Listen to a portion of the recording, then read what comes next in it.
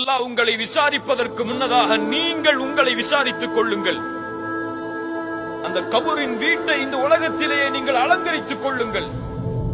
கபூர் கட்டப்படுவது இங்கே எம்முடைய அமல்களால், அது அலங்கரிக்கப்படுவது எம்முடைய அமல்களால், எம்முடைய நாட்களால். கண்ணியத்துக்குரியவர்களே, இன்னும் எத்தனை ஆண்டுகள் வாழப் போகிறோம் இந்த பூமியில்? கொஞ்சம் உணர்ந்து பாருங்கள். இது வெறும் வார்த்தை நடையல்ல, உணர்ச்சிகளோடு இதை கேளுங்கள்.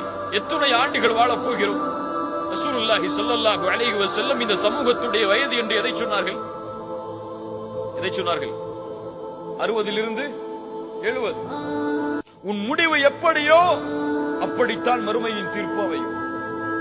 வாழ்க்கையில் எதை செய்து வாழலாம், ஆனால் மரண தருவாய் ஒருவனுக்கு எதன் மீது அமைகிறதோ அதுதான் அவனை முடிவெடுக்கும், அவன் சொர்க்கவாதியா நரகவாதியா என்று ரசூலுல்லாஹி ஸல்லல்லாஹு அலைஹி வஸல்லம் அவர்கள் கூறிய ஹதீஸ்.